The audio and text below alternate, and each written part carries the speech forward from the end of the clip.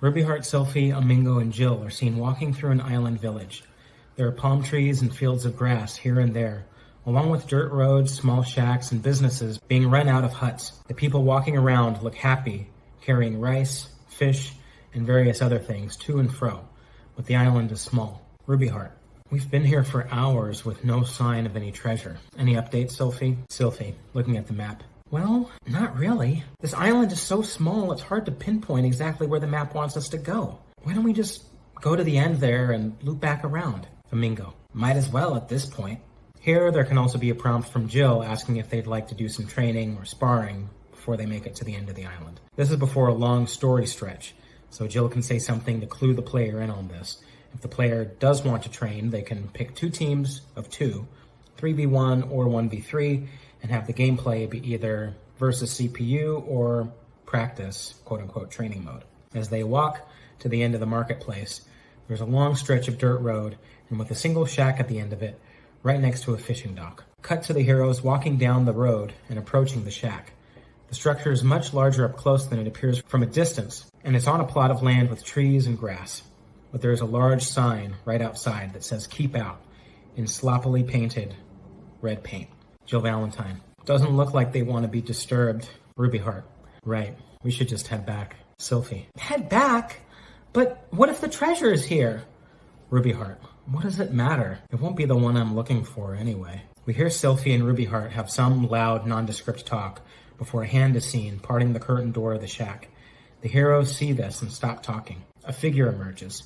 He is an older man, wearing pirate garb minus a pirate hat. He has an eye patch, gray hair tied back into a ponytail, a gray beard, a hook hand, and 1 peg leg. He wears a bandana around his forehead and does not look friendly. He stands a bit hunched over. Older man. Can't ye read the sign? He walks out closer to them and approaches the sign. He slams his hook hand into it, pointing to the words with it as he says them. Older man. Keep out. It's not just for decorate. The man takes a look at the group for the first time and sees Ruby Heart. He looks at her intently for a moment, as if recognizing her. Older man. Ruby? My God. Ruby, is that you? Ruby Heart. How do you know my father? The older man's face lights up in a way that would seem impossible given his appearance, and he hobbles over to Ruby as quickly as possible and gives her a hug. Sylphie and Amingo look at each other with a sideways glance and give a silent, hidden fist bump to each other. Ruby's father. Oh, Ruby, I prayed for the day we'd be together again. Ruby Heart, in shock, wraps her arms around him as well, hesitantly. She has a hard time understanding what is happening. Ruby Heart. It's really you? Ruby's father. Yes, it's me, Ruby. Oh, I've been so worried about you. Ruby Heart. Worried? Angrily. Worried? She snaps out of her shock and pushes him away, ending the embrace. Ruby Heart. Don't tell me you were worried. You abandoned me. You said I wasn't cut out to be a pirate and you just left me behind. Ruby's father, solemnly. Ruby, that's not... Ruby Heart. Oh, that's not what happened? Let me remind you of what happened then. Her father looks down in shame and closes his eye. We get a view of the village they're currently in. Exterior, seaside village, night, flashback. The image of the village they are currently in is suddenly replaced by another village near the sea, with a quick fade in, fade out. We see a younger version of Ruby's father. Black beard, captain's hat with a Jolly Roger on it, no peg leg and no hook hand. Talking to her on the ship. Ruby's father. We'll be done soon, and when we're through, these bad people won't be hurting no one else. Now you want to be an official part of me crew one day, right? Ruby. Of course. Ruby's father. All right, then you've got to be a good girl and stay on the ship, Ruby. I mean it this time. Deal? Ruby. Deal. We jump ahead about 15 minutes and see a bored Ruby Heart on the ship, sitting down, looking through a spyglass and swinging her legs back and forth. Ruby Heart, voiceover. We dropped anchor at a small fishing village, much like this one. You told me they were very bad people and that we were taking supplies from them to give to those in need. We see the spyglass view as Ruby looks around at various things. Birds, homes, people. In the middle of the village, she sees her father standing in front of a man who appears to be the chief of the village. He is on his knees, pleading with Ruby's father. A bunch of villagers are gathered around them. Then, the bored Ruby then sees a few of her father's crewmates sneaking off of the ship with a small red canister of something and what might be matches. She sees them slip off behind one of the small houses, becomes intrigued, and, after taking a quick look around, sneaks off of the ship to follow them. Ruby Heart, voiceover. I soon discovered that was a lie, just like all the other lies you told me about what you did and why you did it. Cut to a minute later. The child Ruby Heart is hiding behind one of the huts, peeking around the corner of it at two of her father's crew. The canister they're holding is that of a flammable liquid. They start pouring it at the base of a few of the shacks, and then trail the liquid off into part of a path out of sight. Ruby soon sees the trail of liquid catch fire and head for some of the homes in the distance. Cut to a few minutes later. Smoke has filled the sky, which is now noticeably darker as a result. People are running from their homes and all over the village, desperately trying to put them out or help those unable to get out of their homes. Pirates return to her father's ship, holding on to what they've plundered, with her father helping them with their handoffs of treasure chests and putting them on board. He then looks around and realizes he doesn't know where Ruby is. Ruby's father. Ruby! Ruby! To his crew. Has anyone seen Ruby? Crewmate. No one's seen her on the ship, Captain. She might have snuck off into the village. Ruby's father. Damn it! I thought I told that little troublemaker to stay put. He grabs a spyglass and looks at the village. Ruby Heart, voiceover. I didn't fully understand what was happening at the time, but I knew that those people were innocent, and that I had to help, however I could. Ruby, through her father's spyglass, is seen dodging flames from buildings and people running. As she runs, she's looking at various buildings and people, looking for anyone who might need help. She then sees a child, much younger than her, stuck inside of a burning building. Her father quickly puts it away and hurries off of the ship and down the dock to the edge of the shore. No longer in spyglass view, we again see her helping the child younger than her out of the burning shack, lifting a piece of the collapsed wood so the child can get out.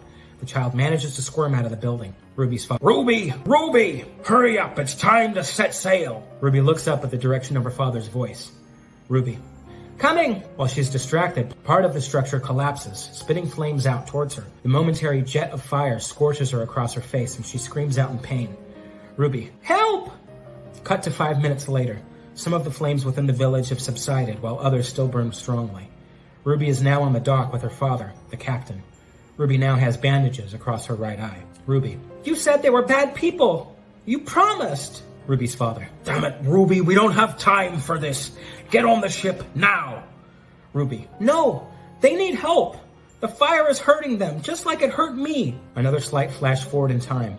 The captain is standing on the dock, looking down at Ruby. Two men from the ship who appear to be prisoners, they're wearing gray prisoner uniforms and have chains around their wrists and ankles, are holding her back as she tries to struggle free from their grip. Ruby Heart, voiceover. And when you had the opportunity to admit you were wrong and do the right thing, you didn't. You doubled down and did something even worse. You left your kid behind. She's crying and yelling at the captain not to leave her behind. Ruby's father. I was sorely mistaken, Ruby. You're not fit to be a pirate. There's no place in my crew for ye, not until you find the eye. Only then'll you belong on this ship. Ruby. Daddy, don't leave me, please! We cut to the ship setting sail with him on it, drifting slightly away from the docks. Ruby still crying and reaching out for her father. We get a close-up shot of young Ruby's face, and it fades into the face of Ruby, present day. Exterior, island village, day, present. Ruby Heart. How could anyone do that to a child? How could you do that to your own daughter? Ruby's father sits down on the steps of the entrance to a small hut, seemingly exasperated by the memory. He looks down again, saddened. Ruby Heart. I can't believe I've spent my entire life feeling like I wasn't good enough because of you. Even now, that hasn't changed. I had the power to find the Eye of Madura in my hands, and I still couldn't get it right. Her father looks up from his sadness for a moment, perplexed and slightly curious. Ruby Heart, tears in her eyes. Why wasn't I ever good enough? Why didn't you want me? Ruby's father, remorseful. Ruby, I know there's nothing I can do nor say to make what I did right. And it didn't take me long to realize that leaving you behind was the most terrible thing I've done in me life. But before you leave, continuing to hate me as ye deserve to do, I beg ye to indulge me for just one moment, one last time. I know it may change nothing between us, but there are some things you should know. Ye deserve the truth, at the very least. Exterior, seaside village, dock, night, flashback. Young Ruby and her father are on the start of the dock, and he is wrapping her eye after the burn. He looks as pained as she does, as he treats her wounds. Ruby's father, voiceover. That night, in between me ransacking that poor village and taking what wasn't mine, I was reminded of two things. How good of a heart you had, and just how bad mine was. He finishes bandaging her up. Her crying has settled down a bit, but she is upset. He pats her on the head, but she pushes him away. We see them getting into some kind of argument. Seeing footage from earlier, but without hearing all of what is being said, hearing a voiceover for part of it instead. Ruby's father, voiceover. You have always been a good person, Ruby, willing to help anyone at the drop of a hat. Your mother, God rest her soul, was like that too. But try as I might to clean up my act, both for her and for you, that night I learned the truth, that nothing, not even me love for you, could pull me away from the man I had become. Ruby. No! They need help. The fire is hurting them just like it hurt me. Upon hearing this, we see the captain, her father, look down and close his eyes in shame for a moment. He then looks off to the side, seemingly feeling something for the first time in his life. Remorse. Ruby's father, voiceover. Long ago, I told myself I would become the most fearsome pirate who ever sailed the seas, even if it meant hurting people. Even if it meant hurting those I love. And for a moment, I had accomplished that goal. But when it was time for me to leave that life behind, I couldn't escape its hold on me. I couldn't let it go.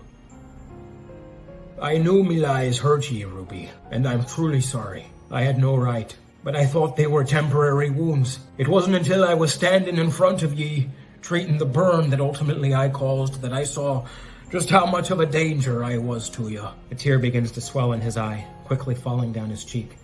He wipes it off and then looks at his sleeve a bit surprised, looks at Ruby's face intently, and closes his eyes again momentarily before taking a deep breath in and out. Interior. Ruby's father's ship. Lower deck. Night. Flashback. Continuous. Cut to a few minutes after Ruby's father's exchange with her on the dock. He is talking to a couple of his men in the lower deck of the ship. They are speaking in his quarters, in secret. There's no one else there. Ruby's father.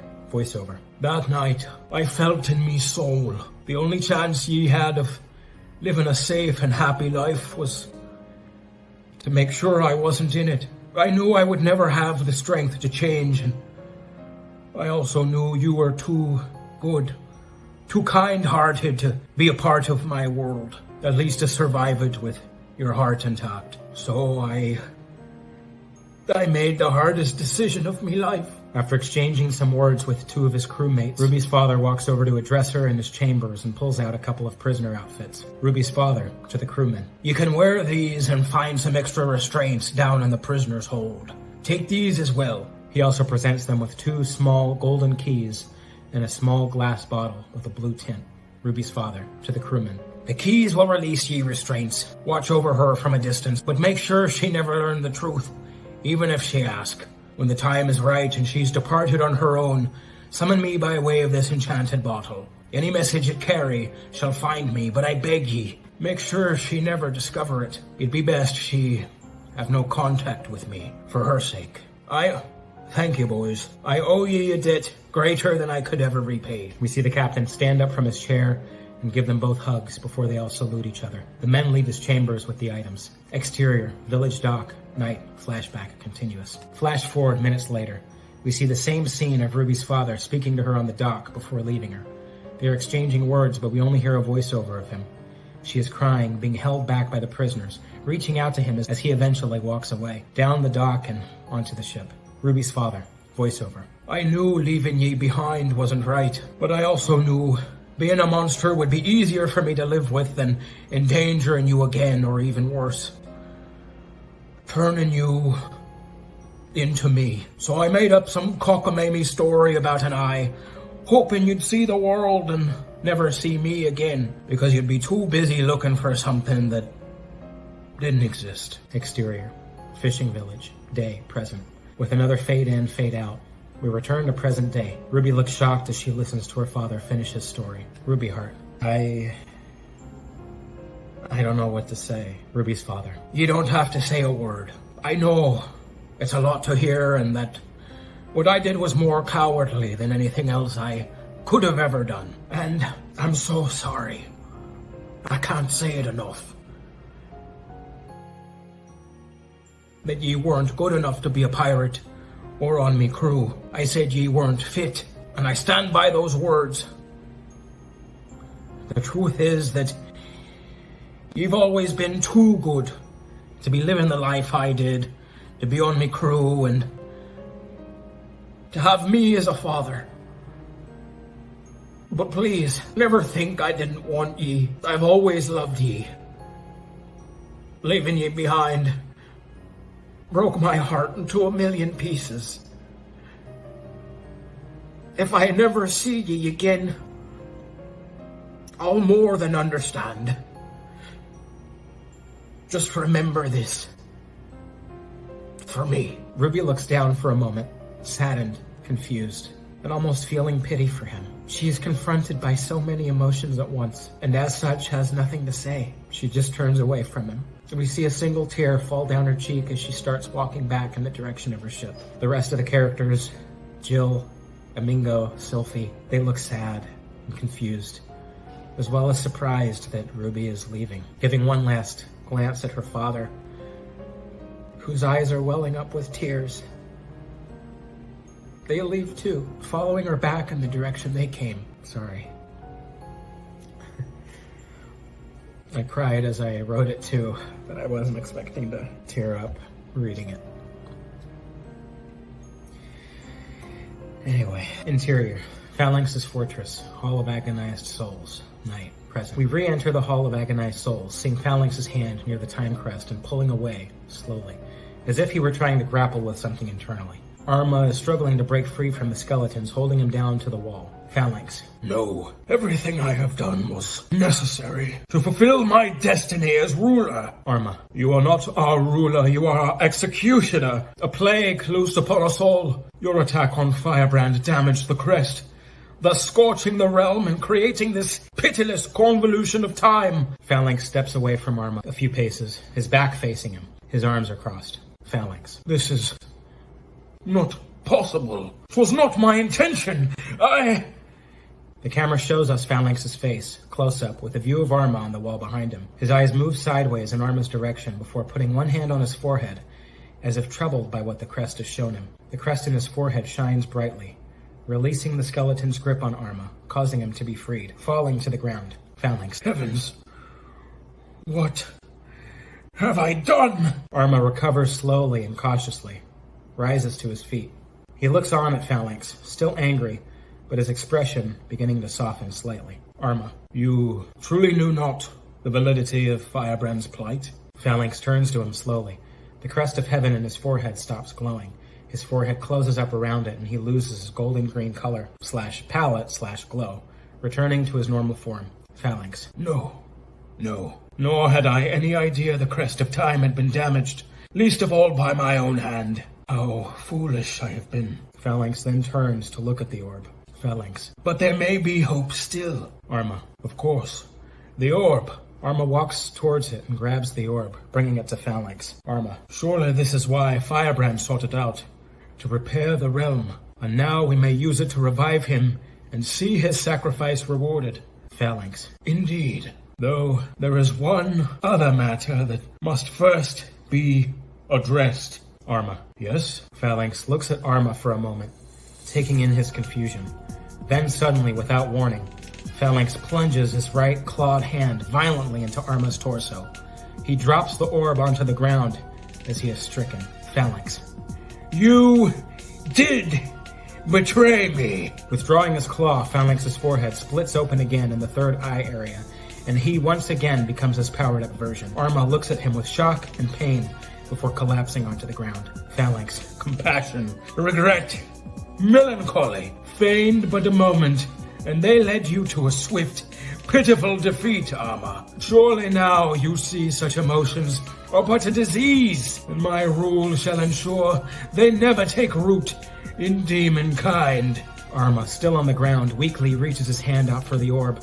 We then see Phalanx stepping onto his head, pushing it down fiercely into the ground, before grabbing the orb himself. Phalanx. No more games! It is time for me to claim what is rightfully mine. Oh, powerful Yashichi, I wish for... Before completing his wish, Phalanx becomes seized with a yellow golden aura, much like he did a while ago while in the Devil May Cry realm.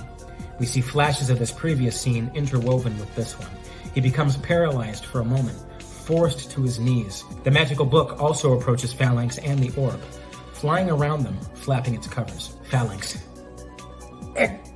Again! Truly this object bears some great curse. But I shall not be controlled! The crest of heaven shines brightly within Phalanx's forehead. He makes a noise to denote strained effort along with this, and slowly is able to rise to his feet, regaining strength and control over his body, despite the golden aura continuing to surround him and intensify. Phalanx. Yashichi, a wish for... what? No! Again, Phalanx's wish is not completed. However, this time, because the orb suddenly disappears from within his grasp. He looks to the book for a brief moment. It flaps through all of its pages rapidly, as if to mock him, before also vanishing instantly. Phalanx. Ah! The golden aura intensifies even more and suddenly collapses inward. In the process, we see that Phalanx too has mysteriously vanished. The camera pans out, giving us a larger view of the Hall of Agonized Souls. We see Arma's body lying on the ground for a beat, and then a golden aura appearing around him before he also vanishes. Exterior, Ruby's airship, top deck, day. On a black screen, we see and hear the following words. Hagar, voiceover. The seasoned vets against the pretty boys. What do you say? Dante, voiceover. Calling me pretty won't get you the win, but your taste is impeccable. Cutscene ends, battle starts. The player's thrown into a fight. They control Hagar, Chun-Li, and Mega Man, and are fighting Dante, Nero, and Leon. Once your or the CPU's second character gets to 50% health, whoever gets there faster, there will be a staged sequence. Either the computer's character will call out to their last character to tag, or you'll try to tag, but that character's life bar will disappear when you do. The fight is then exited. Battle ends, cutscene starts. We get a view of the deck of the ship. Some of the characters we just fought with and against are no longer there. Hagar. Hey, Chun-Li! Dante. Way to pull your weight, Nero.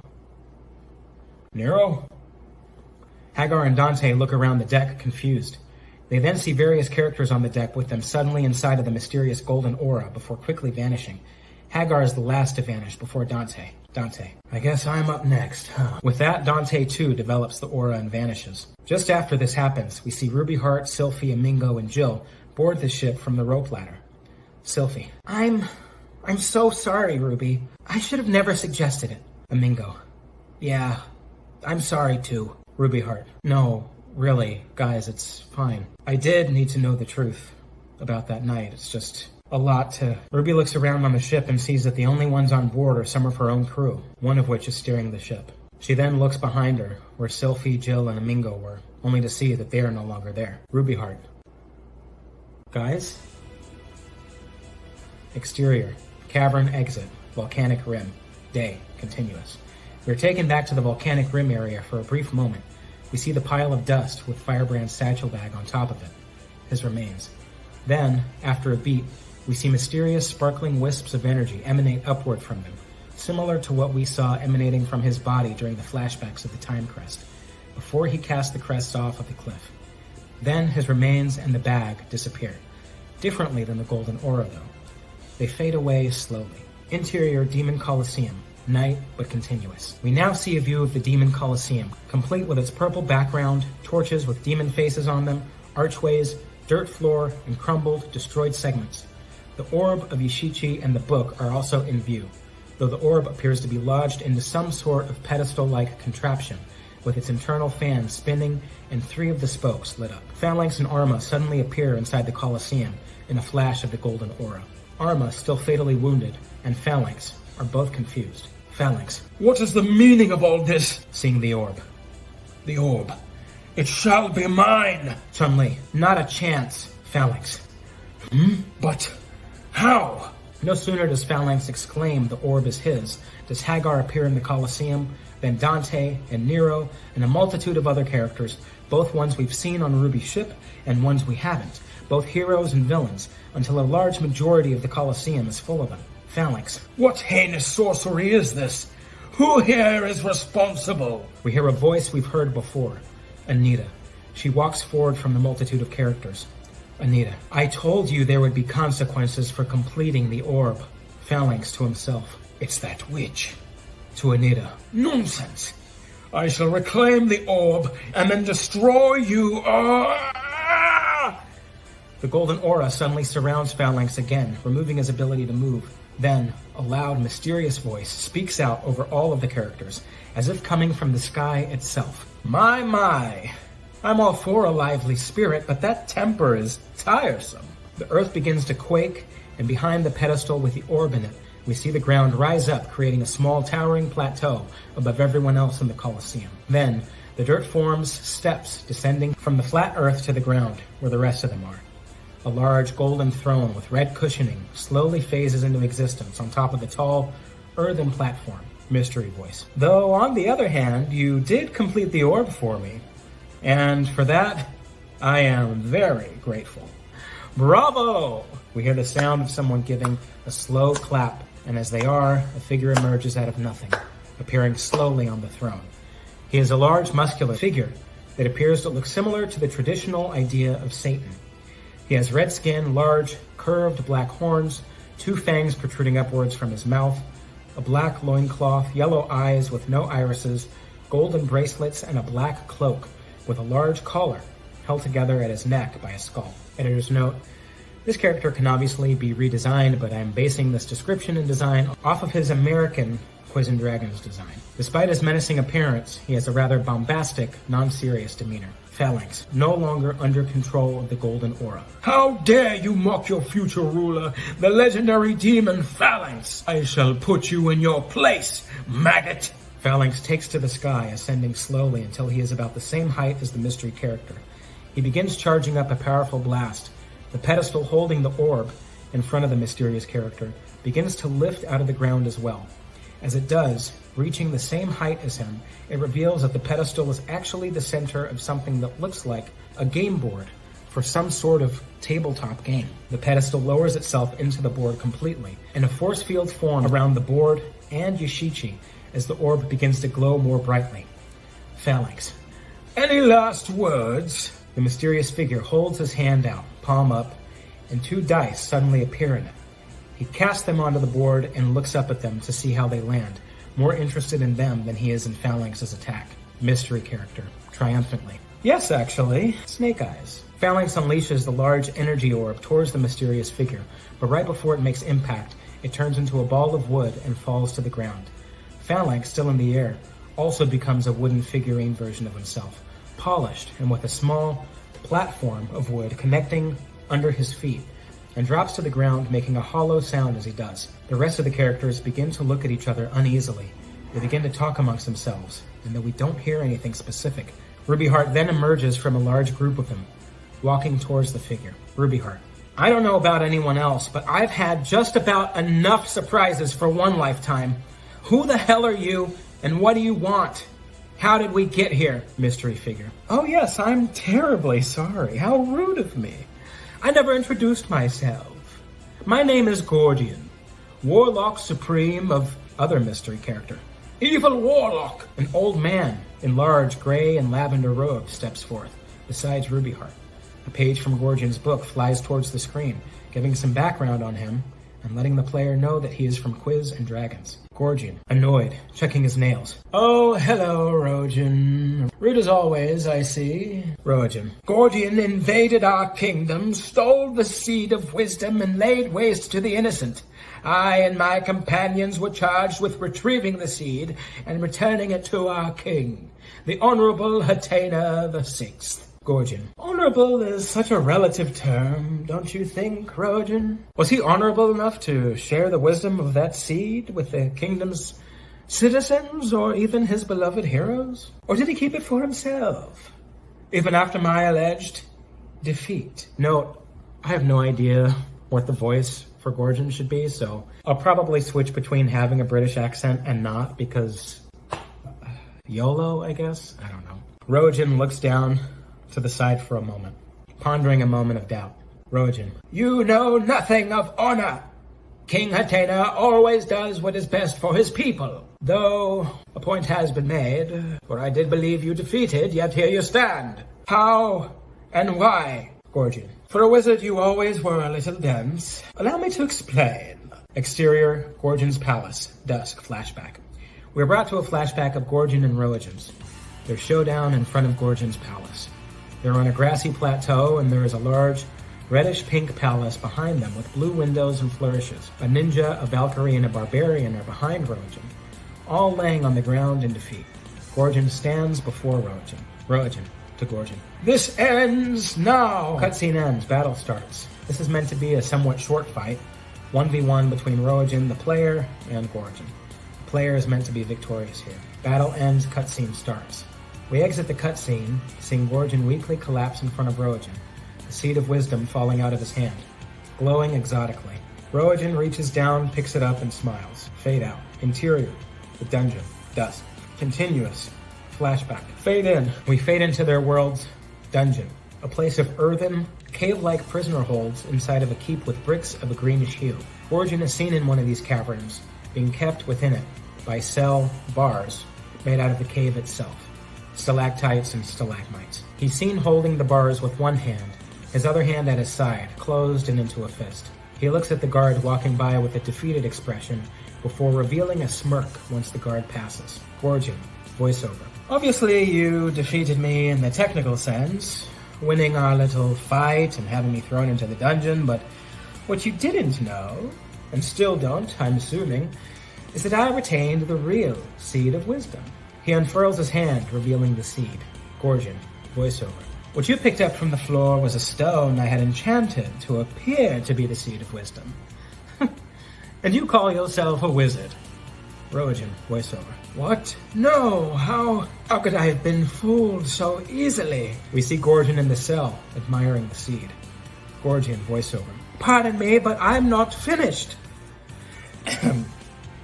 So yes, I still had the seed on my person, but before I could use it, the king paid me a most unexpected visit, and I had to improvise. We hear the guard who passed Gorgon's cell a moment ago call out. Guard. The cell is here, your majesty. In a panic, Gorgon quickly digs a small ditch into the dirt of the cell floor with his hands, places the seed in the depression, and covers the hole, burying the seed just before the king reaches his cell. King Hatena looks a lot like Santa Claus. We see him and the king having an exchange, but only hear Gorgon's voiceover. Gorgon, voiceover. It was a boring conversation, blah blah blah, I'm evil, must be punished, etc. I'll spare you the details. Far more interesting, though, was the seed. Cut to several days later, we see a vine reaching up a few feet from the floor of a cell, bearing a multicolored fruit. He goes over to it and inspects it before plucking it off of the vine. Gorgon, voiceover. Apparently, it was quite fond of the dungeon's conditions. For not only did it sprout rather quickly, but it also bore fruit. Gorgon, holding the fruit in secret, approaches the bars of his cell and looks around. Once he sees the coast is cleared, he takes a bite. Once he's swallowed the bite of fruit, beams of white light begin to emerge from his eyes and mouth. Gorgon, voiceover. And that fruit changed everything. The camera zooms in on the white light until very briefly the entire screen is white.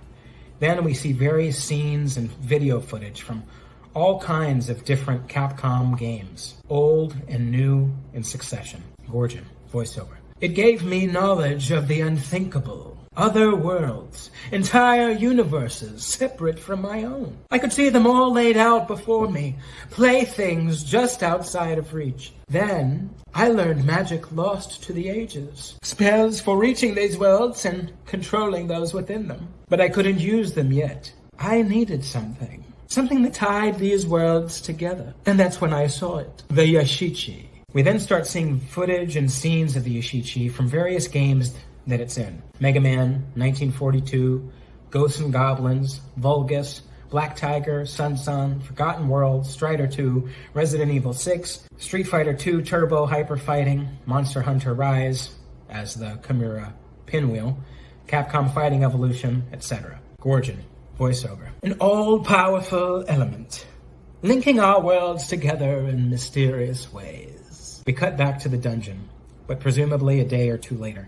The king and quite a few guards walk down the halls, approaching Gorgon's cell, only to discover the cell is empty. Gorgon, voiceover. By the time the king realized he'd been duped, I'd already escaped. However, the Ishichi's true power required fragments from multiple universes, and I didn't yet have the power to leave my own. Hence, my plan. Interior. Phalanx's fortress. Dungeon.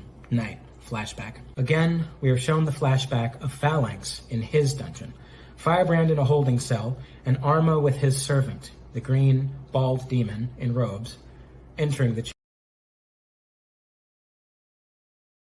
self-righteous and power-hungry, believing he was fulfilling some foolish prophecy. Oh, it was despicably easy. The bald servant demon pulls the book out of his robes and hands it to Phalanx. Demon. It's called the Ga Anua. As Phalanx inspects the book, and they talk about it more, we hear Gorgon. Gorgon voiceover. I created the book using pulp from the wisdom fruit and bits of my poor dragon companions, giving it some rather impressive abilities, if I do say so myself.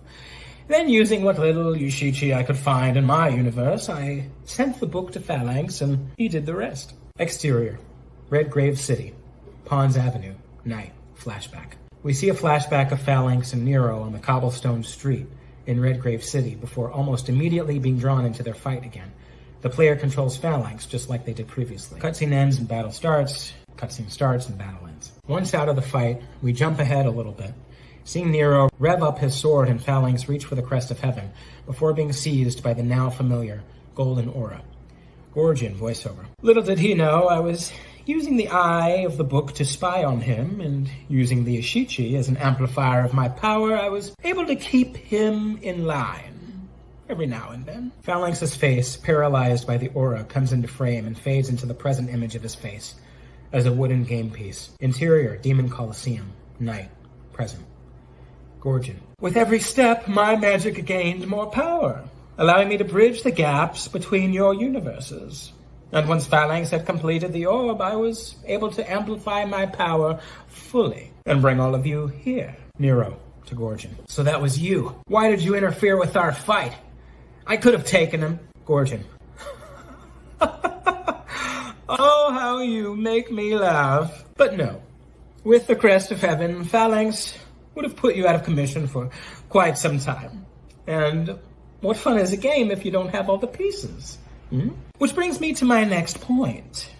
The reason you are here. Simply put, you're here to fight in a tournament for my amusement before I destroy you all and collect your worlds like toys. Gorgon takes the Ga Anua in his hand and throws it up into the air. The eye opens and looks down at all of the characters and covering their eyes, and a third quick jump cut shows characters with sunglasses on. Wesker, Captain Commando, Proto-Man, Sissel, Damned, the Unknown Soldiers, Guile, etc. Just standing there, comically unfazed by the light, looking directly at it, before we see the book then flip through its pages rapidly. A burst of color and energy emanate from the book, as though it has gained a very significant boost in completion with the scan. We see the letters on the cover become gold, and the incomplete words fill in. A close-up shot of the book reveals the true title, and Ga Anua becomes Game Manual. It then floats back into Gorgon's hands. Gorgon. Phalanx wanted to rule over you because he is a tyrant. But fret not, I am not a monster like him. I'm just doing it for fun. Not much else to do as an all-knowing, all-powerful being. Chun-Li. You won't rule anything. Not without a fight. Gorgon. Upon second thought, you do present a larger issue.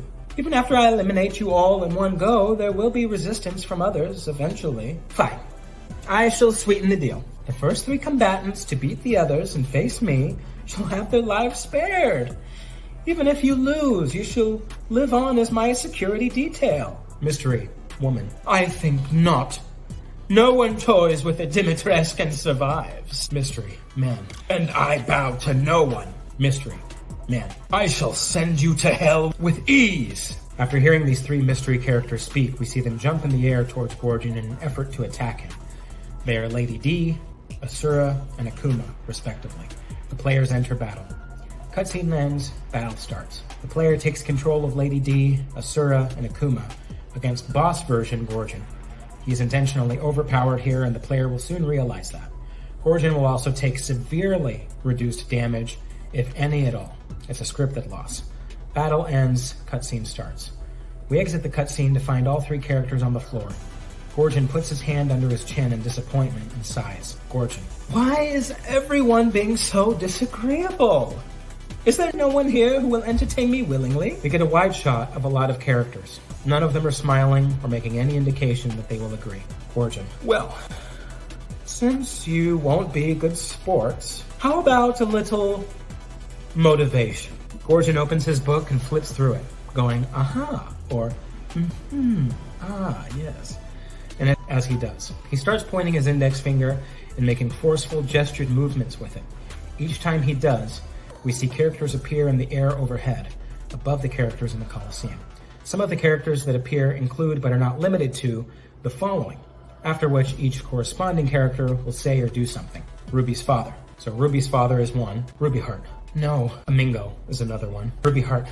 Amingo! Trish. Dante. Trish! Nico and Kyrie. Nero. Nico! Kyrie! To Gorgon.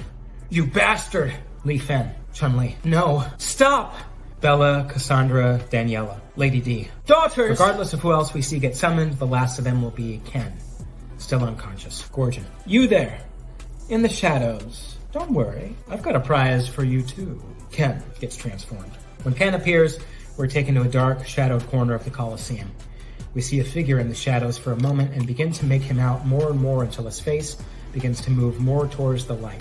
He slowly gets up from his kneeling position, and of course, we see it's Ryu. He stares at Ken intently, yet hopelessly, then down at the fist he's wrapped in his red headband. Ryu, to himself. Ken. Our view comes back to Gorgon. Gorgon. Ladies and gentlemen, say hello to your trophies! Ruby Heart, Chun-Li, and others. No! He takes his dice and rolls them again. They land on random numbers, and then the dots on the dice disappear momentarily and change into a 1 on each. With this, every character hovering in the air calls out to their corresponding family or friend, etc. The characters all become wooden pieces, falling to the ground with a hollow thud. Amingo is last. Amingo. Ruby, no matter what happens, thank you for giving me a home. Before he can finish, he too is a game piece, falling to the ground. Ruby Heart. Amingo! Amingo! Gorgon snaps his fingers again, and the game pieces disappear and reappear, hovering above him in a row. Gorgon. Now, don't worry. You can save them if you beat me. But of course, if you don't, they will die. So, I shall ask one last time. Are you willing to play along now? The characters look at each other and nod, hesitantly. Ruby Heart. Fine. We'll play your stupid game, but it won't end well for you. Gorgon. We'll see about that. Now the rules. I shall assign each of you a team of 3, upon which you shall face off against another team in 60-second matches. Though the passive abilities of your teammates will be nullified, each victory will move you up the ladder. But when a team loses, not only will they be disqualified, but the other teams moving forward will be subject to a roll of the dice. The last team standing will face off against me and will be spared, regardless of the outcome. As for their loved ones, well, the same cannot be said. So do your best, and most importantly, have fun. Suddenly, the damaged demon Colosseum begins repairing itself, as if becoming a past version of itself. Gorgon. What an unexpected, yet very welcome renovation. Now, are the rules clear? When he asks this, the player will be given a prompt. If they say no, they'll be taken to a text tutorial of the rules of the tournament. For a brief synopsis here, the player will choose their team of any 3 characters lacking access to those incapacitated or unwilling, such as Ryu, Ken, Amingo, Firebrand, Phalanx, etc. The player will then fight their way up an arcade-style ladder, fighting again with full health after every victory. All character traits, or passive skills, abilities, buffs, are waived and nullified. When the player loses, they will have to choose a different 3 characters to form a team, because every time they lose, the characters they lose will become unselectable. Additionally, when the player loses and has to make a new team, Gorgon will roll the dice, and the player will be given a random buff or debuff before the match, such as infinite meter, no meter gain, reduced HP upon victory going into the next match, having their team replaced with random characters, reduced HP during the match, no punching, no kicking, no throwing, dealing double damage, receiving double damage, no tagging, infinite timer, shortened timer, etc., etc. Gorgon will roll the dice one time for every loss. So if the player is on their third team, because they've lost twice, Gorgon will roll the dice twice before each match, effectively stacking two modifiers. Modifiers do not carry over from match to match. If the player selects yes to the rules being clear, or they get through the text tutorial and then select yes, they'll proceed to the fighting. Gorgon, once the player says yes. Then let the games begin. Cutscene ends. The player is taken to the character select screen and chooses their team of 3 and their assist moves. Then they see the team they will be up against. Gorgon's hand is the cursor for everything, and his voice is the voice of the announcer. Dice will roll, and a random stage will be selected. After 2 or 3 matches, there will be a cutscene developing Ryu a bit. So, battle ends after, your 2 or 3 matches, cutscene starts. This cutscene is also probably a good opportunity for some fan service, such as seeing small sequences of iconic or dream matchups, i.e. Leon and Jill or Wesker fighting Lady D, Kenji versus Strider versus Ayame, Dr. Wily versus Sigma, Hagar versus Zangief, Bison versus Gil, Arthur versus Maximo, Monster Hunter versus Arisen from Dragon's Dogma, etc. At the very least, we should see Tenkai from Onimusha fighting demons from their world and then absorbing their souls with his gauntlet before the camera flashes on Gorgon for a second, watching this and taking interest in it. We see the Colosseum buzzing with battle as various characters are engaged in combat. We then go to Ryu, still on the outskirts, doing his best to hide/avoid fighting. He looks at Ken's quote-unquote trophy from across the Colosseum. Ryu, to himself. Ken, From across the Colosseum, Akuma spots him. Akuma. There you are. Time to accept your fate. Akuma assumes his teleport position and moves forward, disappearing shortly afterwards. We then see him emerge behind Ryu, red eye glinting in the shadows. He tries to land a punch as a sneak attack, but Ryu dodges it narrowly, quickly turning around afterwards to face Akuma. Ryu. Leave me. Akuma, with disgust. By destroying him, I intended to eliminate all distractions between you and your true nature. But self-pity remains. I shall beat it out of you! Akuma stomps his foot, and as the familiar kanji rises from his body, he becomes Shin Akuma. Cutscene stops, battle starts. The player fights against Akuma here. Whether Ryu wins or loses, the outcome is the same. Battle ends, cutscene starts. Coming out of the battle, we see Ryu and Akuma exchanging blows. Ultimately, however, Akuma overwhelms Ryu and lands a blow to his stomach, causing him great pain and to buckle over. Shin Akuma. Succumb to the darkness or die! Akuma lifts his leg and, assuming his iconic pose, slides toward Ryu. Gorgon, seeing Ryu and Akuma. Oh, a grudge match? Fascinating. We see Akuma grab Ryu and the screen goes black. After a few hit sparks, we see parry effects followed by the sound of a blow, and Akuma reeling back. The screen returns from the blackout to reveal Gil in front of Ryu. Ryu is weakened, kneeling down behind Gil on one foot. Gil. Though entitled to your human emotions, Ryu mustn't be harmed. The dawn of a new age fast approaches, and his role will be vital. Shin Akuma. I care not about your empty promises and prophecies. I care only that you die. Cutscene ends, battle starts. Here, the player will face Shin Akuma as Gil. They are meant to win here and to show his power. I think Gil should either have a boss mode that he's in for the fight, or maybe infinite meter or something like that. However, the outcome after the fight will be the same regardless of if Shin Akuma loses or wins. Battle ends, cutscene starts. We exit the cutscenes, see Akuma go for a blow against Gil. Gil ducks the blow and tries to elbow Akuma, but he blocks the elbow, then delivers a shoryuken with his other arm. Gil crashes to the ground, but gets up quickly. Gil fires off a few pyro and cryokinesis orbs at Akuma, but he teleports through them, appearing behind Gil for a sneak attack. Right before Akuma is able to deliver a deadly blow, however, there is a small eruption from under him of ice, and he is frozen instantly. Ensuring Akuma is no longer a threat, Gil starts walking back to Ryu, who seems to be losing control, to the Dark Hado. beginning his transformation into evil Ryu. Gil. When the sun sets on the Solatan Mountain, the black moon will break into 7 pieces and fall on the people of Ultania. Making his way to Ryu, he holds his open hand in front of his head. Ryu looks up at him with dark skin, sharp teeth, and red eyes, but still in a daze and not quite able to control himself. Gil. Nothing can prevent this. Death and destruction will violate the land. Misery and suffering will assault the people. We now see evil Ryu pained, as if he has a headache. It gets worse as Gil's hand hovers over him, and we start to see him revert to normal before getting flashes of color. Half red and half blue fade in and out of existence on Ryu's body. Then, as Gil finishes his recitation, the camera shows Akuma frozen in ice. As Gil speaks, Akuma begins to shake, and cracks in the ice begin to form. Gil. Then, after 130 years of nothingness, a boy who controls the elements will come to save the people. Miraha.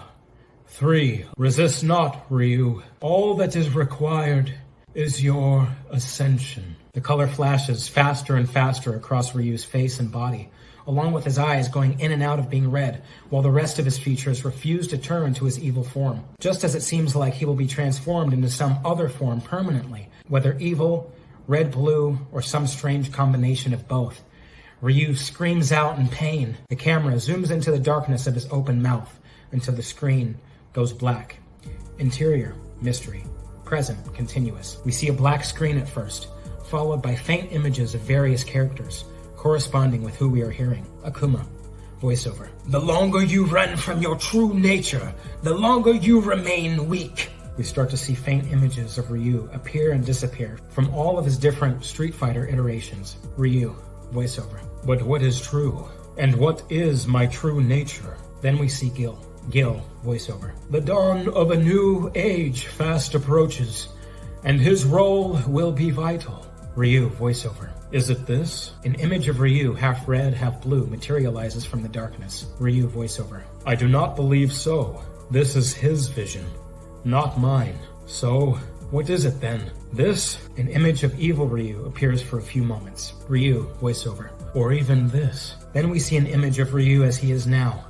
Sad. Tired. Haggard. On his cliff, carving days into the stone. Chun-Li. Voiceover. Real strength is having the courage to go on with your life, choosing to live and to fight, even when defeat is the most likely outcome. The man I remembered knew that. Do you? Ryu. Voiceover. The man she remembered, he is gone. I cannot go back to him. And yet, Akuma. Voiceover. I intended to eliminate all distractions between you and your true nature, but self-pity remains. Ryu. Voiceover. Yes, my sorrow has been endless, but it too is not my true nature. It is like these others. We see flashes of Ryu, half red and half blue, accompanied by an image of Gil, and of evil Ryu, accompanied by Akuma. Ryu. Voiceover. Fighting for control of me, but not me. My pain is not me. There is space between us. Yes, that's it. With this revelation, we start to see a white light slowly fade in from the darkness of the black screen, and we return to the present moment. Gil trying to turn Ryu into something else. Interior, Demon Coliseum. Dusk, present. Snapping back to the present moment, we see Gil standing over Ryu, his eyes closed, hand outstretched. Right before Ryu is permanently turned red and blue, Ryu opens his eyes, which look fierce and focused, yet calm. He grabs Gil's wrist with both hands, grasping it tightly. Gil is both shocked and pained. Gil. Release me! Your place in paradise is already secured. Ryu. No. As Ryu makes his way to his feet, we see Akuma break free from the ice, shattering it completely. He rushes towards Ryu. Ryu closes his eyes for a moment, releasing his grip from Gil and crossing his arms over his fists. Ryu then uncrosses his arms and assumes a new fighting stance, upon which there is a release of energy, pushing Gil back and stopping Akuma in his approach. Ryu, once fully in his stance, opens his eyes and stares both at and beyond Akuma. Ryu. My true nature lies not in murderous intent, nor in false utopias. It lies within myself, beyond illusion and outside influence. I refuse to be controlled by the will of others any longer, or even by my own shame. I accept only what is true, and in turn, fight as myself, perhaps for the very first time. Shinakuma, you are a coward, running from true strength. As Ryu says the following dialogue, he is unwinding the red headband from his hand, and during the last line, he ties it around his forehead, resuming his classic look once again. Ryu, wrong. I accept all that I am, including my mistakes, my limitations, my guilt and shame. Parts of me, but no longer all of me. Teachers, but no longer my masters. This is true strength, for I am now free. And this is the power I will use to end this. There can also be a prompt here right before the fight to let the player know that Ryu now has his entire move list unlocked, as well as his level 3 unlocked. Cutscene ends, battle starts. Here the player fights as a buffed version of Ryu against Shinakuma and Gil. I think overall, Ryu should be really powerful in this game, like a boss version of himself, and that this battle should merely be an opportunity to use his base self with all of his abilities. Here you'll have access to all of his moves, as opposed to his flashback sequences with Ken, where he only has his usual basic toolkit. The player is meant to win here. Battle ends, cutscene starts. After the fight, Ryu is seen in his fighting stance, breathing heavily. Akuma is on one knee, clutching his chest before getting up, and stomping on the ground with one foot in his iconic gesture. Gil touches the corner of his mouth with his hand and finds blood. Gil. Impossible! At the sight of his own blood, Gil sprouts 4 wings from his back, as if in preparation to fight again. Gorgon, after seemingly looking at the entire Colosseum, sees this and decides to put an end to it. Gorgon. This is still going on? My, I'm feeling a bit jealous. Save it for the tournament, you two. Gorgon then snaps his fingers, instantly teleporting Akuma and Gil to opposite ends of the Colosseum, from each other and from Ryu. Ryu, seeing that they're both gone, exits his fighting stance. He glances up at Ken as a trophy, then across the Colosseum at Ruby Heart, fighting, and gently nods before running towards her. Gorgon. Now, time to get back on track. They'll be prompted that Ryu is now selectable and asked if they would like to select a new team with him. There is no inherent benefit or punishment if they do select a new team here. Once they've gone through the prompt, they'll continue up the arcade-style ladder for another few matches, maybe 5 or 6 total, before finally making their way to Gorgon. Cutscene ends, battle starts. I don't think there should be a cutscene between the last ladder fight and the fight with Gorgon, especially because there is no way to tell what characters the player will be using. Instead, it will be similar to MVC1, where you reach Onslaught and there's a sort of text box / speech bubble intro pre-fight. Battle starts with Gorgon. During this fight, the player will face off against Gorgon using their team. They'll be fighting the boss version of Gorgon, however, so they're meant to lose. This may even be a scripted loss because he should be insanely overpowered here. Blatantly so. Battle ends, cutscene starts. Exiting the fight with Gorgon into a cutscene, we see that all of the characters within the Colosseum, aside from Gorgon of course, have fallen. They litter the ground, not dead, but weakened, injured and defeated. Gorgon floats down from his throne to the floor of the Colosseum and begins pacing it, looking at all those defeated as he does. Gorgon. Well, I know I'm the most brilliant, wise, and powerful being to ever live, but I'd be lying if I said I wasn't the least bit disappointed. You all fought so hard to determine who would face me, and then when the time came for me to have some fun, it was over so quickly. But alas, we have proven that I cannot be bested, and should... Cheater! We hear a weakened yet energetic and amusing voice call out to Gorgon. Gorgon. I beg your pardon? Mystery voice. You're a cheater! Gorgon. Who has the audacity to accuse me of such a thing? I order you to show yourself. We see a man walking in, shadows at first. After a few suspenseful and mysterious camera angles, we finally see more of this man. He has a pink gi, black undershirt, and a ponytail. He walks up to where Gorgon is. Gorgon looks at him, puzzled. Dan. My eyesight is sharp as a tack. One of the many benefits of my intense training regimen, and I watched the whole fight. Not one of their blows landed because you're cheating. How can you say you're stronger than Psycho style if you're just gonna half-ass it, huh?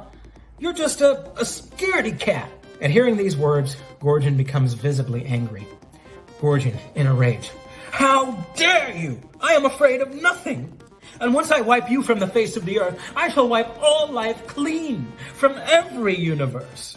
Regaining his composure. But since I am as benevolent as I am brilliant, I shall indulge you all one last time. I will grant you one fight without the use of my shield spell. Now, who among you, besides this jester, can still stand, let alone fight? Anyone? The camera pans around the Colosseum. We see so many familiar characters and heroes, but they're on the ground, either sitting, laying, or unconscious. Some try to get up, but are struggling. Gorgon. Don't you see? Even with one last act of mercy, nobody here can... Mystery voice. I shall fight. We hear a familiar voice, a voice we haven't heard in a while. Say this, and it sounds like it is being said from the sky. Then we hear something or someone flying through the air before landing on the ground. Gorgon, to the mystery character. And you are? We then see the dark blue wings, red skin, bangles, claws, and strength of the legendary red demon, Firebrand. He has returned. The same mysterious sparkly energy emanating upwards from his body as before is present, just for a few moments before fading away. Firebrand. I am Firebrand, the Red Blaze, protector of the demon realm and vanquisher of all who threaten it. Upon hearing his voice and seeing his form, many heroes such as Hagar, Chun-Li, and Ruby Heart look up. Ruby is the main focus of them. Though she is face down on the ground, she begins to look up and reach out to him. Gorgon, flipping through his book and finding Firebrand's page. Yes, that's right. Firebrand. Closing book. Well, you certainly possess a flair for the dramatic, I'll give you that. But you alone stand no chance against me. Gorgon the Almighty. Ruby Heart. He's not alone. Firebrand. To Ruby Heart. Captain Heart! He quickly makes his way to Ruby Heart and reaches his hand down to help her up. She grabs it, but is only able to come up on one knee. Firebrand. You have been wounded. Ruby Heart. Just a scratch. But you, how did you... Firebrand. Never mind that. I shall explain at a later time. For now, you must rest. And in your stead, I shall... Ruby Heart. No, I'm fighting too. Firebrand. Captain Heart, I forbid it, for you are injured beyond... As we listen to what Ruby Heart is about to say, she takes her anchor and plants it into the ground, using it to hoist herself up to her feet, feebly at first, but successfully. Ruby Heart. I found my father, and as it turns out, I've spent my entire life chasing something that isn't real. Not just the treasure, but something else, I now realize. Perfection. He lied about thinking I wasn't good enough because he wanted to protect me. But even if he hadn't, I can't keep holding myself to impossible standards or to the standards of others. We see a turtle humorously traveling up to Ruby. She picks him up and looks around for who she presumes is his owner before smiling, amused. Ruby Heart. Someone very wise once told me I get to choose who I want to be. And I choose to be someone who uses their strength to help others, because I also choose to believe that I am good enough. Right here, right now, moment to moment. I mean, it's not easy, but I have to try. I get to choose that too. Hearing these words and seeing Ruby standing with Firebrand sparks motivation, inspiration, and morale in the characters laying on the ground within the Colosseum. More and more, they become roused and start to show more signs of life. Ruby Heart. I don't have to be the best pirate or treasure hunter or even the best leader. I never did. I just have to be the best Ruby Heart. That's more than enough. Upon finishing her speech, the player receives a prompt that Ruby Heart's level 3 has been unlocked. The characters in the Colosseum are now making their way to their feet, helping others up as they do. We see a hand gently touch her shoulder with a golden hue to its skin. She smiles, looks back and sees its aura, handing his turtle back to him.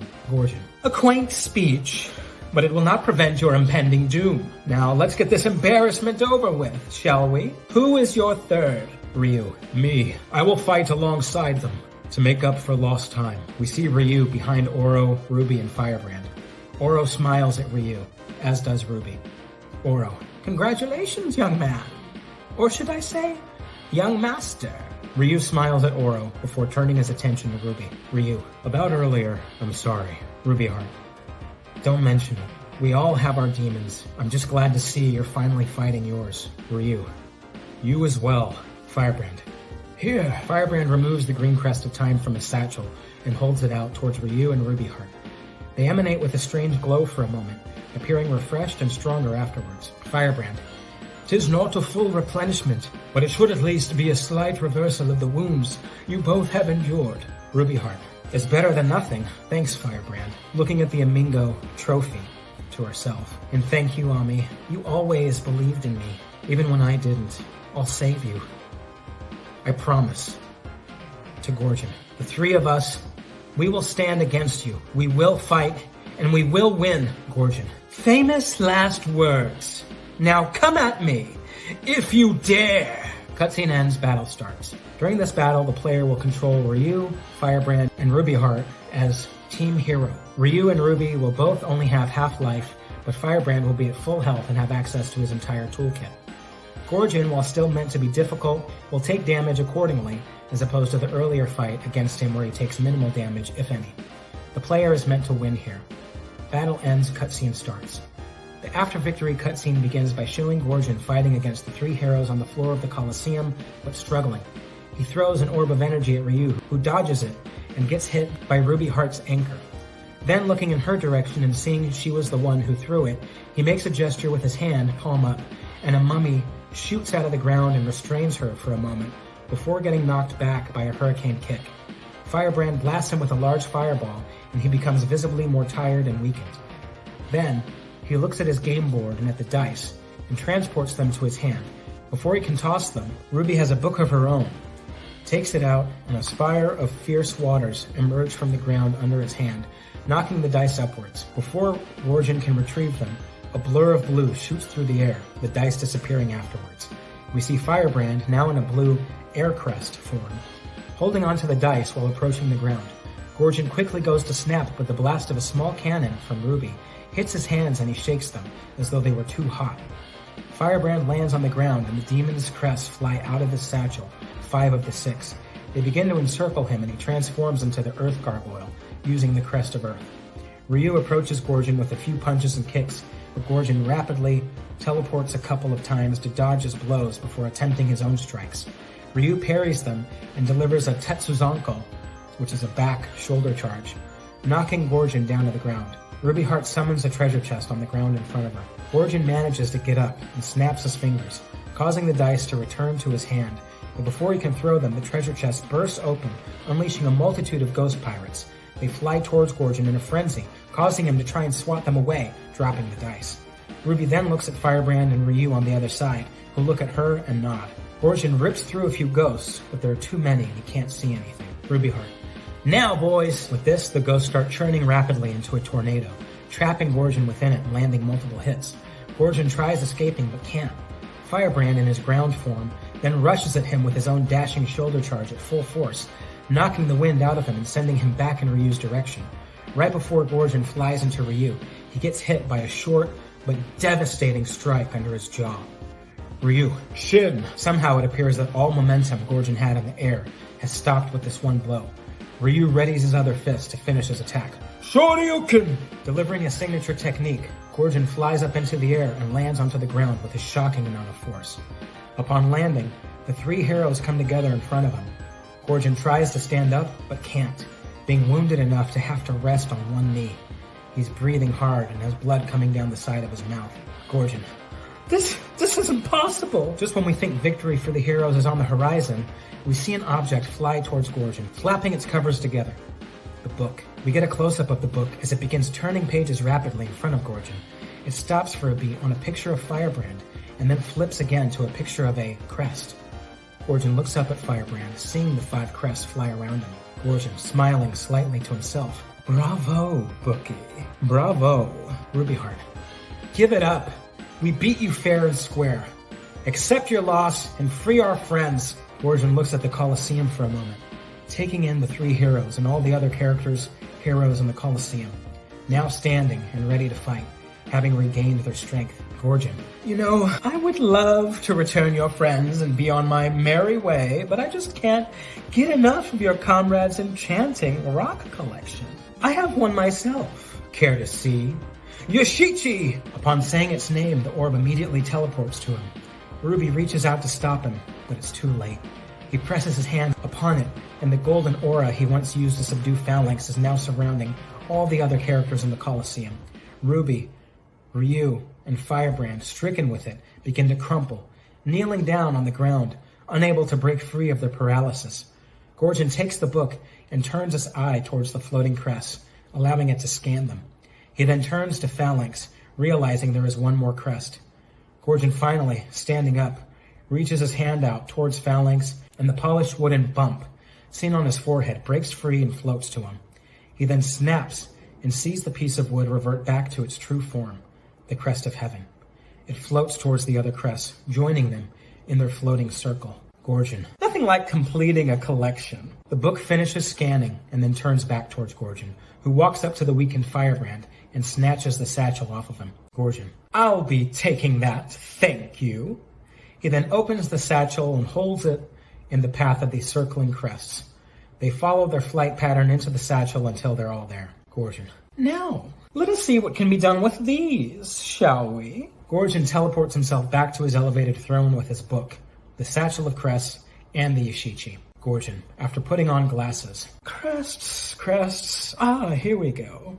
Each crest grants the user blah blah blah, and if all 6 are obtained, sounds like fun. However, should one attempt to summon the Crest of Infinity while the crests are damaged, as the Crest of Time currently is, the results would be catastrophic. To Firebrand. You know, you really should treat your belongings more carefully. It's a good thing they're in my hands now, because I have the perfect solution. Yoshichi, I wish for you to repair the demon crests. Firebrand, weakly trying to resist the golden aura. You fool! The Yoshichi begins to glow fiercely, and the fan inside of it, with 3 spokes lit up, spins faster and faster. As the orb glows, so too do the crests from within the satchel, emitting a bright green light. After reaching a climax of speed and light, the fan slows down and eventually stops, showing only 2 spokes of the fan remaining lit, as well as 2 wishes. Firebrand to Gorgon. You know not, Gorgon. No, you know not, because I'm not done. Taking the crest out of the satchel, I summon the Crest of Infinity. Similar to all of the scenes with Phalanx summoning it earlier on, Gorgon is seen with his arms up in the sky as the crests float in a circle above him. They start to move faster and faster as a beam of light is formed, and a slightly menacing sound, like low, deep static, begins. However, as they move faster and closer together, there is no change in their light or their glow. The crests truly have been repaired. A pillar of light encapsulates the entire Colosseum, even washing the entire screen in white light. Then, the light stops, and the sound stops. And seen floating above Gorgon's hands, gently descending into them, is a single crest, the Crest of Infinity. The golden aura paralyzing the characters no longer seems to be hurting them, but it is still keeping them in place. Firebrand, smiling. Gorgon, you know not what you do, for you have squandered your wish. Only a demon can wield the power of the crests. Gorgon, holding the crest, teleports down to the Colosseum and approaches Firebrand, smiling broadly. Gorgon. And where did you hear that? Some old wives' tales? Foolproof knowledge handed down, demon to demon? Well, in any case, you should check your sources, because according to my little manual here, I do not need to be a demon. I just need to kill one, a powerful one, and take its soul. Firebrand, horrified. No, that cannot be, for even if such were true, 'tis an impossible task. The book floats next to Gorgon's head, flipping pages rapidly before pausing on a page with an illustration, as if showing it to Firebrand. The illustration it shows is one of a gauntlet, the Oni gauntlet, from Onimusha. Gorgon. Nothing is impossible for me, Firebrand. But don't worry, I won't take your soul, looking at Phalanx. I've got something bigger in mind. To Phalanx. Wake up, sleepyhead! Gorgon snaps his fingers and Phalanx is suddenly free from his previous form of being a game piece. He seems bewildered and off balance, taking a step, but having to stop and catch himself. He then looks at Gorgon and smirks, slightly. Phalanx to Gorgon. It seems though our world has been reset. I have retained my memory. Perhaps due to your atrocious spell, I shall thank you by granting you an expeditious death. Gorgon. Oh, Phalanx, as foolhardy as ever, it seems. But let's not kid ourselves. Without any of the crests, you are defenseless. Besides, I'm not going to fight you. Gorgon snaps his fingers, and a warrior immediately gets transported in front of him. The warrior has long gray hair, but a youthful appearance despite this, as well as a red mask, and the same gauntlet that was shown in Gorgon's book. Gorgon. He is. The warrior looks troubled at the prospect, and at the fact he is now standing before Gorgon in near Phalanx. Mystery character to Gorgon. I shall never serve one as yourself. Gorgon. It was not a request. It was a command. At these words, Gorgon holds the Yashichi in his hands, and it glows brightly. The golden aura then encapsulates the warrior before his body moves into a battle-ready position, slowly and uncomfortably, and seemingly against his will. His eyes then glow gold, and he lowers his red mask onto his face. Mystery character to Phalanx. You dare harm Kaede? I shall destroy you! Cutscene ends, battle starts. Here the player will control Tenkai, or an original character with the gauntlet, see roster notes, against Phalanx. Phalanx is heavily handicapped here, unable to access his Heaven Crest form, and also missing some of his moveset. The player is also buffed due to Gorgon's magic and takes minimal damage. He's meant to lose, and the player is meant to win. Battle ends, cutscene starts. Tenkai stands before a heavily wounded Phalanx with his sword drawn. Phalanx. Even after my death, my soul shall persist and torment you all. For I am Phalanx, the legendary demon. Phalanx lunges at Tenkai, who easily dodges his attack and delivers a killing blow with his sword. A delayed spray of blood bursts into the air as Phalanx collapses onto the ground, dead. Firebrand to himself. Phalanx, slain like an animal by a mere puppet.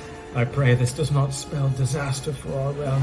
Gorgon. And now, for the finale! Tenkai ceremoniously sheaths his sword, and a large, bright wisp emerges from Phalanx's body.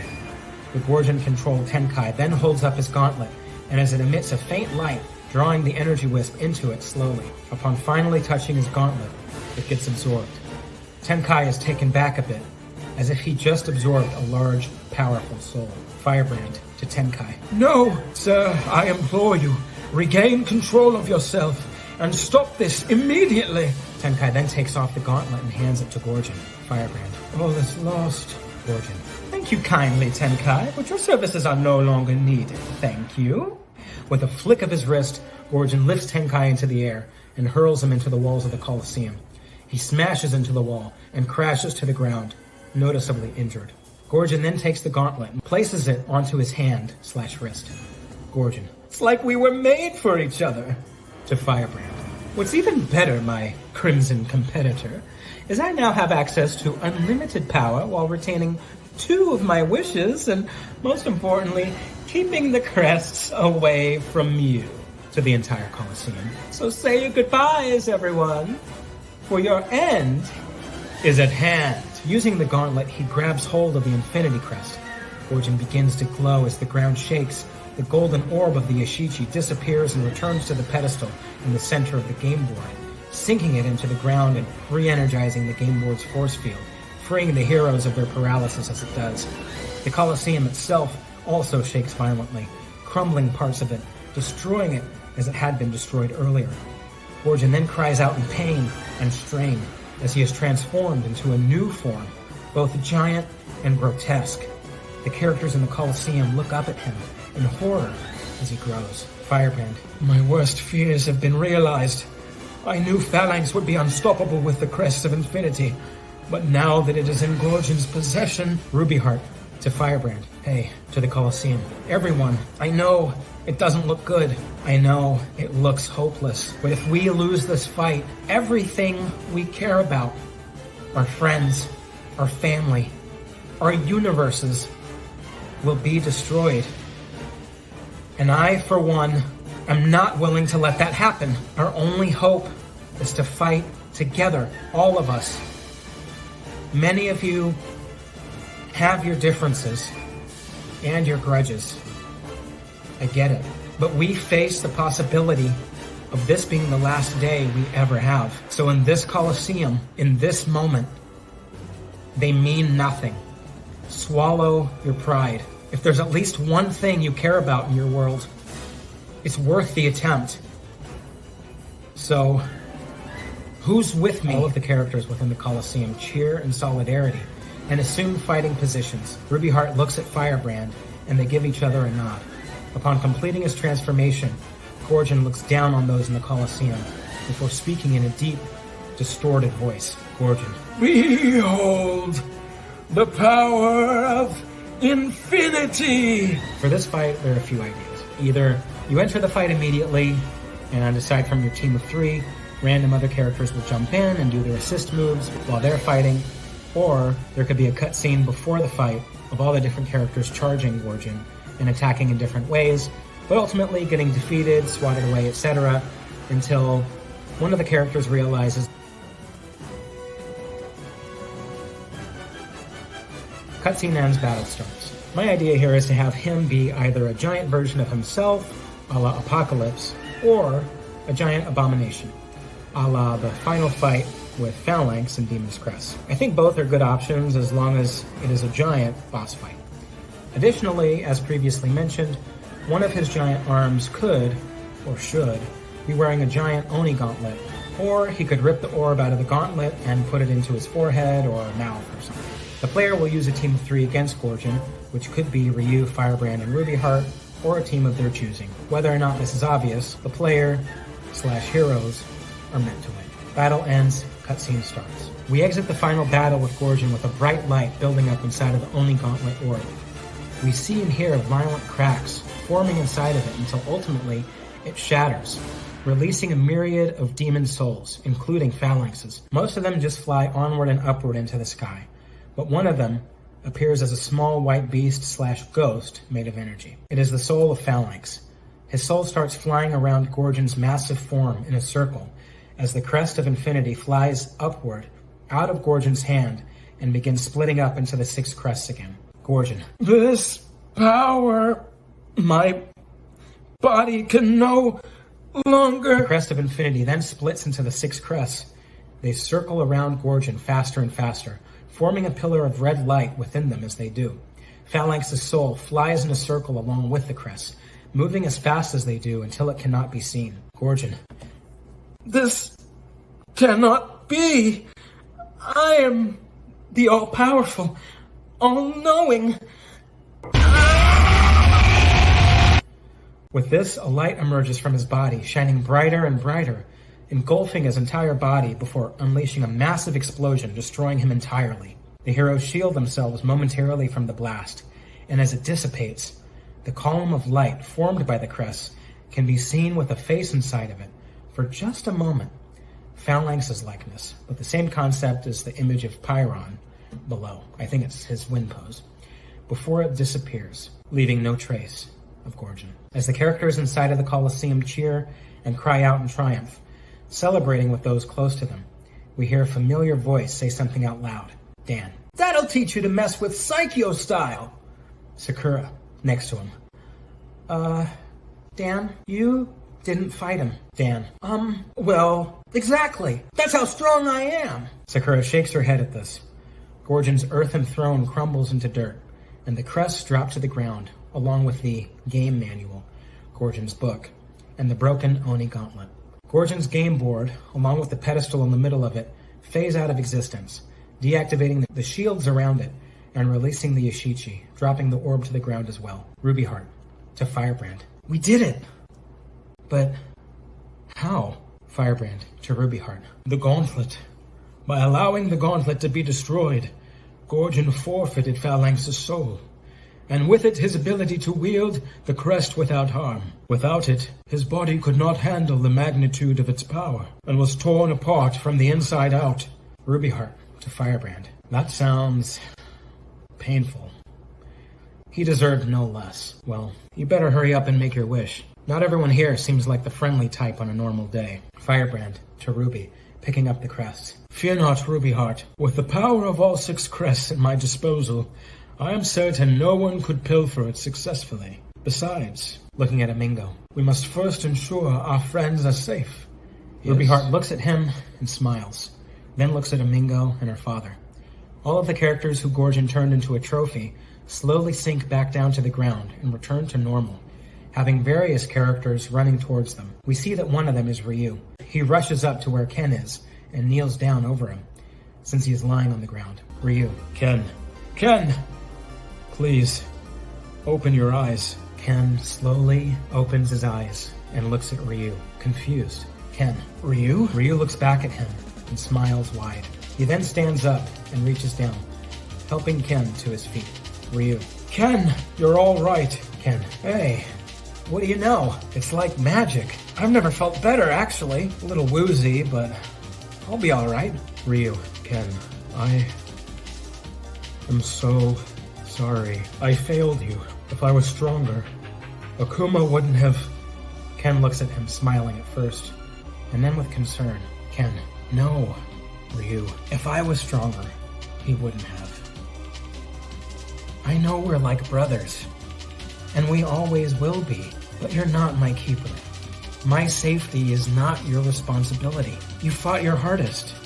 You always do. And I never blamed you for 1 second. Remember that. More than anything, it's a wake-up call. Take a page out of your book and keep training. Ryu smiles softly as a renewed sense of calm and relief wash over him. Ryu. Thank you. I'm just glad you're all right. Master Oro did well in watching over you. Ken. Oro? He looked after me? Ryu. Yes, I made him promise me to protect you when I didn't think I could. Ken. Damn. I guess I have a debt to repay then.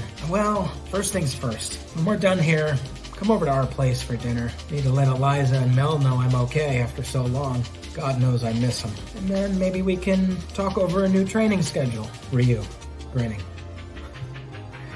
Sounds great. Ken and Ryu walk towards Ruby, Firebrand, Hagar, Chun-Li, and Sylphie, all of whom are now with Ruby and Firebrand, arms around each other in a brotherly way. Just maybe we can stay local for a while to make up for lost time. I know you got a thing for waterfalls, but... Ryu laughs a little at hearing this. Chun-Li runs over to Ken and gives him a big hug. Chun-Li. Oh, Ken, I'm so glad you're all right. We were all worried. Ken. Yeah, well, thanks, Chun. Thank all of you. Sorry I couldn't join the fight. Chun-Li to Ken. Don't mention it. To Ryu.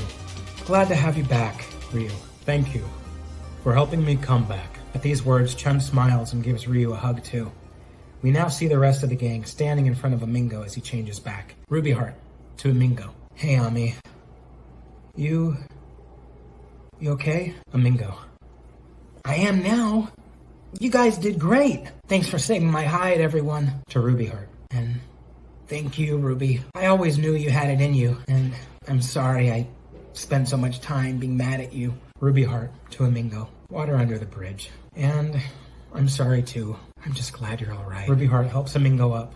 They hug and smile at each other. Then Sylphie gives him a hug too, and Hagar pats him on the back and laughs. Firebrand to Amingo. Welcome back, Green One. Amingo to Firebrand. Look who's talking. Thanks, Firebrand. As Amingo and Firebrand exchange smiles, we see another character hobble over towards them. Rubyheart's father. Ruby and the others rush over to him. Rubyheart. Father. Sorry.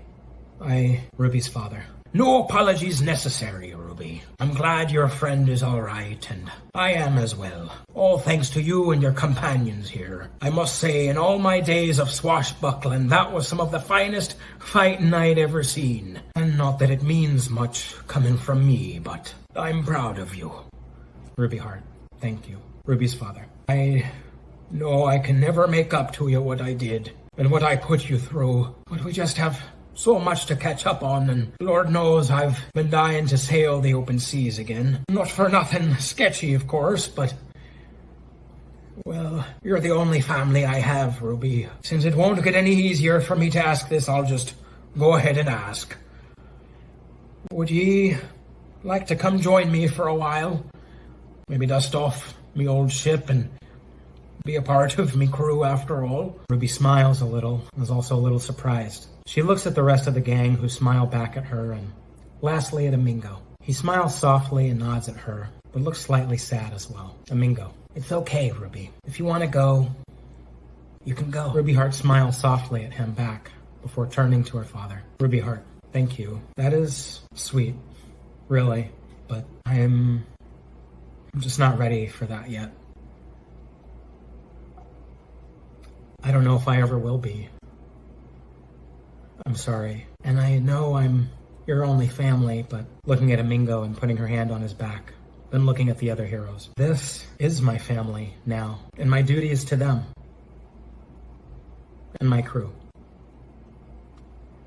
Ruby smiles at Amingo, who smiles back, getting teary-eyed. Ruby's father looks down, saddened, but also smiles sideways. Ruby's father, audibly exhaling. Spoken like a true captain. Then, I guess this is goodbye. He smiles solemnly, looking at her one last time, before beginning to turn away. Ruby Heart. Wait. He stops for a moment. Ruby Heart. We're gonna use the orb to clean everything up and get everyone back where they belong, including you. And what if one day I want to reach out? Maybe write a letter. Ruby's father, smiling. Well, that would be just fine with me. He reaches into his coat pocket and pulls out the enchanted blue bottle he had given the men he dropped off with Ruby so long ago. She takes it, looks at him with a very slight smile, looks up at him, and nods. He does the same before turning around and walking away. Ruby looks back at Amingo. Amingo. Ruby, I hope I didn't... Ruby Heart. No, you didn't. It was my decision, and I meant every word I said. You're just as much my family as I am yours. Amingo smiles at her, and a single tear drops down his eye. It stops when it reaches his chest and blooms into a flower. Everyone looks and sees it happen. Of Yoshichi on the ground and picks it up, handing it to Firebrand, who has retrieved the crest of infinity. Ruby Heart to Firebrand. Go on, Firebrand to Ruby Heart. But I promised you would have the first two wishes, and you did not. Throughout my life, I've prided myself on being a demon of my word. Therefore, I cannot... Ruby Heart to Firebrand. It's okay, Firebrand. Really. My first wish ended up not being one I needed, and my second, well, you're my friend. So consider this my second wish. Firebrand to Ruby Heart, smiling. I've yet to meet a finer member of humankind, Captain Heart. Thank you. Taking the orb. Orb of Yoshichi, thou shalt wish as such. Break the curse set upon my world, so the time flows normally. Once more. The orb begins to glow as the fan inside of it turns faster and faster until it is spinning quickly with a reddish hue. As it spins, we see the orb emit a beam of light, very thin at first, into the sky of the demon realm. Once the fan inside of the orb hits full speed, the beam becomes wider and wider, creating a pool of light in the sky. Then, the pool of light bursts open and across the entirety of the demon's sky, coating the entire realm in light very briefly as it does so. The fan inside of the orb slows down, and once it comes to a complete stop, only one spoke of it remains with a light inside of it, and the orb ceases to glow. Ruby Heart, Firebrand, and the other heroes around them look around at his world, and then at Firebrand. Sylphie. It definitely feels different here. Do you think it worked? Firebrand to Sylphie. One cannot be entirely sure at the moment. However, save for Captain Heart's ungrantable wish, all other requests made of the orb have been granted. Holding up the crest. Since the crests were repaired successfully, there is reason to believe my world was as well. Firebrand takes the crests and places all of them in his satchel pouch. Chun-Li. So, what now? Ruby Heart. Well, there's only one wish left. Seems to me it's time to separate our worlds again and send everyone home, where they belong. Which means Firebrand. 'Tis farewell. Chun-Li. But What if someone like Phalanx or Gorgon shows back up and threatens us all? How will we bring everyone together again? Sylphie. Hello? Demigod over here. I'll still be able to hop around universes, assuming I have to cash for it. And if there is trouble, I'll probably hear about it first since I'll be with Ruby. I mean, to Ruby Heart nervously, if you'll still have me, of course. Ruby Heart to Sylphie. Are you kidding? Of course I'll have you. You're an official part of our crew now. How else will we find new trouble to get into? Sylphie smiles and laughs in a small, celebratory way. She then gives Ruby a hug. Firebrand to Sylphie. Speaking of Sylphie, before Ruby makes the final wish, you may want to inspect Phalanx's coffers hidden within the Colosseum. Come. Sylphie to Firebrand. For real? You're the best, Firebrand! Lead the way! Firebrand and Sylphie fly off into one of the many archways within the Colosseum. Ryu looks at them fly away, and then down at the pile of dirt on the ground and spies the book Gorgon left behind. He walks over to it and picks it up, bringing it back to the other heroes. Ryu. What of this book? Ruby Heart. We can't let just anyone hold on to it. It needs to be someone we can trust, which is why I think you should keep it. Ryu. Me? But why? Ruby Heart. Because whenever there's trouble, you're on the front lines. That book is too powerful and has too much knowledge inside of it for us to risk falling into the wrong hands. And as its keeper, I know you won't let that happen. Ken. She makes a good point, Ryu. Not to mention it may give you some pointers on how to beat me when we go out. Ken smiles at Ryu, who chuckles and shakes his head. He then looks at the book, then at Ruby Heart, and nods. Ryu. I will keep it safe. Suddenly, Sylphie and Firebrand teleport back to where the heroes are. Sylphie is seen laying on a few treasure chests underneath her. Then, the chests glow and disappear, presumably getting absorbed into her. There's a green hue that surrounds her for a moment, as if she's powering up. She has a relaxed, recharged, and satisfied look on her face. Sylphie. Oh yeah! That's the stuff. Demon gold is some of the most valuable there is, so this ought to last me a while. Kissing him on the cheek. Firebrand, turning even more red. Oh my. The heroes share a laugh. Then Amingo takes the orb and hands it to Ruby Heart. Amingo, you should do the honors, Ruby. Is everyone ready? Ruby Heart looks at the orb and then at the other heroes. They all smile at her and nod. She nods back. Ruby Heart. All right, here goes. Yoshichi, I wish for you to restore all of our universes back to normal and send us all back home, where we belong. The orb begins to glow in the familiar way and floats upwards, out of Ruby's hands. The fan inside of it starts to spin, increasing speed faster and faster. Firebrand. I shall miss thee, Captain Heart, and I cannot thank thee enough for helping me heal my world.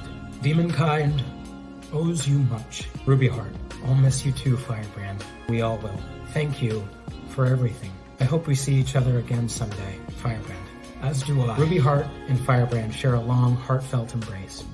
Firebrand then hugs the other heroes. As the Yoshichi glows brighter and brighter, the last spoke of the fan within it loses its light. The orb then breaks apart into many tiny pieces, and the fragments fly up into the sky. The heroes wave goodbye to each other, and to Firebrand, and as they do so, the Demon Colosseum fades away, as if a mirage. Exterior, Ruby Heart's airship.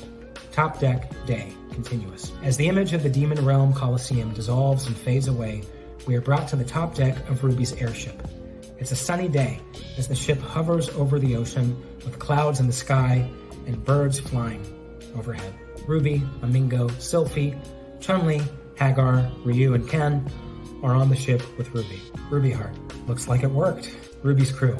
Ruby! Upon seeing her reappear onto the ship, the crewmates on Ruby's ship run over to her and give her a hug. She smiles wide as they all give her a group hug, with her returning the hug, of course. They all look at each other and smile. Gradually, they all return to their posts, and Ruby returns to the group of heroes. Chun-Li. Hey, Ruby, Ruby Heart. Yeah? Chun, Ryu, Ken, Hagar. All in unison. Care to give us a ride? We see Ruby Heart smiling at them with Amingo and Sylphie at her side before the camera rises up, framing the sun. Clouds and some birds flying by. Ruby Heart. Voiceover. Let's go. Epilogue. As the credits roll, there would be various small scenes playing. They could, of course, be scenes of all different universes, but here would be the main four. Exterior, Metro City, day. Ruby's airship flies to the bustling Metro City, and drops Hagar off. Ruby also hands over a random relic that the player collects throughout the game. Hagar then takes out the parking citation and, smiling, rips it up. He and Ruby shake hands. Interior, dojo. Day. Chun-Li is in a partially built dojo. Ruby, Amingo, Sylphie, and others are hammering away at parts of the building. Chun-Li smiles at them, walks off screen, and returns with food and drinks. They all stand up and, with sweat on their brows, clink their drinks together. Exterior, Ken's house. Day. With the airship hovering nearby, the heroes land and drop Ken and Ryu off at Ken's house. Eliza and Mel open the door, see Ken is back, and both run to him, hugging him very tightly. Ken lifts Mel into his arms and gently tosses him up into the air a few times before setting him back down. Eliza gestures to Ruby, Amingo, and Sylphie, and Ken is seen gesturing with his hands, as if explaining who they are and what happened. Eliza makes a gesture as if offering up an idea. Ken and Sylphie non-verbally agree. Interior, Ken's yacht. Evening. The last scene in the credits before the after-credits scene is on Ken's yacht. Instead of decorations saying "Happy Birthday, Eliza," it says "Welcome back, Ken." We see various characters on board, just like in the Alpha 2 version of the stage, but obviously there are different and more characters this time around, such as Ruby, Mingo, Sylphie, etc. There can be characters from various universes too. The characters are seen eating, talking, swimming, and having a good time. Then, the characters all gather for a group photo, and one of them pulls at the streamer above, changing the message. The photo gets taken, and the streamer now says, "Thank you for playing." The credits end on this screen. Post-credits scene. Exterior, Demon Realm Coliseum. Night, later. The post-credits scene will be a cutscene. We see Firebrand, Samulo, Arma, and various other demons inside of the Coliseum. They seem to be gathered peacefully. There's a green glow from the crest of time, briefly, as if showing the demons all the events that have occurred. The crest then stops glowing and descends slowly back into Firebrand's hands. Firebrand. Therefore, we can no longer covet the crests as we did in the past, nor leave room for future tyrants to conquer our realm. 'Tis for this reason that I believe 6 of us should rule over our realm as a council, serving as protectors of the realm and of the crests. All in favor? Say aye. Demons, all. Aye. Firebrand takes the crest of time, and we see various demons such as Arma and Samulo holding on to different crests. Samulo, the dragon demon, holding on to the crest of heaven. All the demons shake hands / touch hands and nod to each other in agreement. All the demons except for Samulo either fly out of the Colosseum or somehow leave it. Samulo upturns his massive claw and looks at the crest of heaven within it. The camera zooms into the crest until we see it very closely. The crest glints in the light for just a moment before the face of Phalanx reveals itself within the crest. We hear his evil laughter as the camera zooms in on his face before the background fades to black. Then finally, after being teased of the fact that Phalanx / Phalanx's soul still resides within the crest, the entire screen fades to black, and there is another "Thank you for playing" message to the player. Final notes before I wrap up. I could have used Game Master as a final boss who's from Capcom's game Gaia Master instead of Gorgon, because the story of that game, if I remember or understand it correctly, is that basically Game Master comes into this world every so often and plays a game with their world.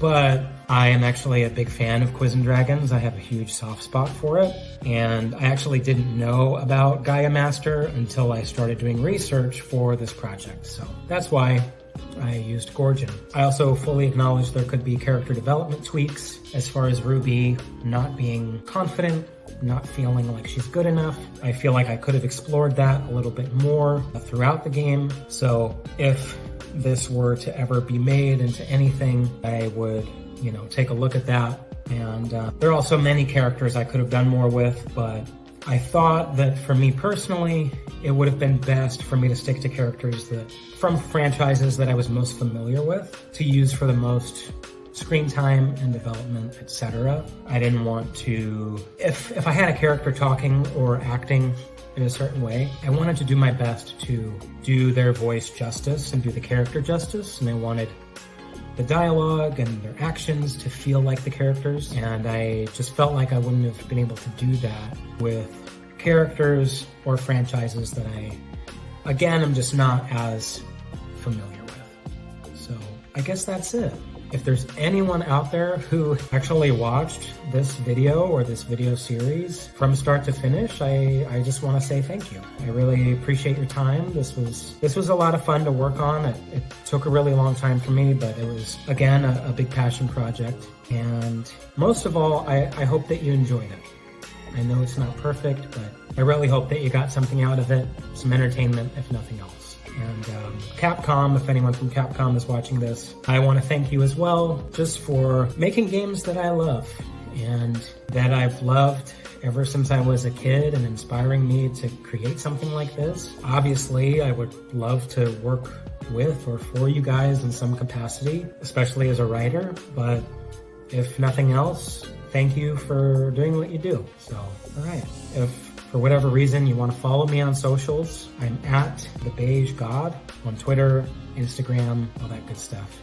And just stay safe and be healthy and take care of yourselves. See you later.